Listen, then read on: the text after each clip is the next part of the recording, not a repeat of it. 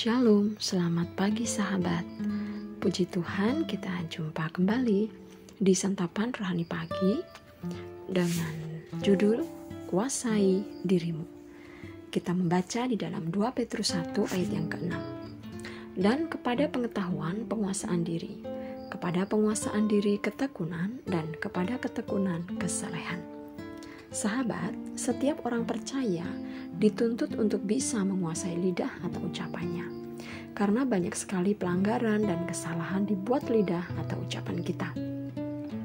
Bisa dikatakan bahwa salah satu pergumulan terbesar dalam kehidupan orang percaya adalah bagaimana cara mengekang lidah, atau bagaimana tentang hal untuk mengendalikan lidah. Ini menunjukkan bahwa menguasai lidah itu sebenarnya bukanlah pekerjaan yang mudah. Penguasaan diri atau pengendalian diri adalah salah satu aspek dari buah roh. Sahabat bisa membaca di dalam Galatia 5 ayat 23. Penguasaan diri adalah kemampuan ilahi yang diberikan Tuhan kepada orang percaya, merupakan ketetapan hati serta pikiran untuk menahan dan mengendalikan dirinya agar ia bereaksi, berbicara, berpikir, dan bertindak sesuai dengan firman Tuhan. Penguasaan diri bisa juga diartikan sebagai sikap kehidupan yang tegas, baik terhadap orang luar maupun terhadap diri sendiri, dan juga terhadap keinginan-keinginan duniawi. Sahabat, ketika kita tahu bahwa sesuatu itu salah, maka kita harus tegas terhadap diri sendiri dan berkata, tidak. Jadi, ketika kita berbicara mengenai penguasaan ini, kita berbicara mengenai dua hal, yaitu berlatih dan berjuang.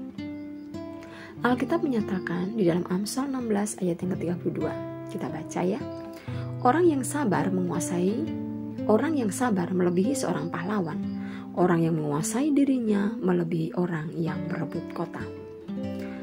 Namun sebaliknya, orang yang tidak dapat mengendalikan diri seperti kota yang roboh temboknya. Kata tembok tidak hanya berbicara mengenai batasan suatu wilayah, namun juga bisa diartikan sebagai keamanan dan ketenangan. Ketika tembok tegak berdiri, tembok tersebut berfungsi untuk memberikan keamanan. Seseorang yang dapat menguasai lidahnya bisa diumpamakan seperti kekang pada mulut kuda dan kemudi pada kapal yang berlayar di tengah angin keras. Sahabat, seringkali kita tidak dapat menguasai lidah kita di saat kita sedang marah atau tersinggung oleh perkataan orang lain. Atau seringkali perkataan yang keluar dari mulut kita adalah perkataan kotor, kasar, bahkan melukai orang lain. Tidak sedikit masalah yang terjadi atau muncul dalam hidup kita yang sebenarnya bersumber dari ketidakmampuan kita untuk menguasai lidah atau menguasai ucapan yang keluar dari mulut kita. Nah, sahabat, perlu kita perhatikan adalah tentang penguasaan diri ini, yaitu mata. Ada tertulis, mata adalah pelita tubuh. Jika matamu baik, teranglah seluruh tubuhmu. Jika matamu jahat, gelaplah seluruh tubuhmu. Jadi, jika terang yang ada padamu gelap, betapa gelapnya kegelapan itu. Jika kita tidak bisa menguasai penglihatan kita, sahabat, maka kita akan dengan mudahnya terperosok ke dalam berbagai hawa nafsu kedagingan. Banyak kasus pemerkosaan terjadi sebagai akibat dari seseorang yang tidak bisa menguasai matanya, yang ketika melihat hal-hal yang berbau pornografi. Juga karena matanya silau ketika melihat kemewahan dunia ini, tidak sedikit orang berusaha untuk menimbun kekayaan meski dengan cara yang tidak halal, dengan cara yang curang, dengan korupsi, manipulasi, dan sebagainya. Sehingga benar apa yang dikatakan dalam Yakobus pasal 1 ayat 1-14. Tiap-tiap orang yang dicobai oleh keinginannya sendiri karena ia diseret dan dipikat olehnya. Nah, sahabat, pertanyaan bagi kita semua pagi ini adalah, sejauh mana kita dapat menguasai diri? Perlu kita perhatikan bahwa penguasaan diri merupakan aspek yang perlu dilatih terus-menerus, dan itu membutuhkan proses, sehingga tidak turun dari langit dalam sekejap. Oleh sebab itu, kita harus melatih roh kita supaya kuat, sehingga kita dapat menaklukkan kedagingan kita dan bisa menguasai diri. Agar kita dapat menguasai diri dan menang atas setiap pergumulan, kuncinya adalah berjaga-jaga dan berdoa. Sebab memang roh penurut, tetapi perlu kita ingat bahwa daging kita ini adalah lemah. Sahabat terkasih, dengan kekuatan sendiri kita tak akan pernah mampu untuk menguasai diri kita. Sebab pada dasarnya daging kita ini memang sangat lemah, dan itu yang dikatakan dalam firman Tuhan. Oleh karena itu sahabat, kita membutuhkan pertolongan dari Roh Kudus dalam hidup ini.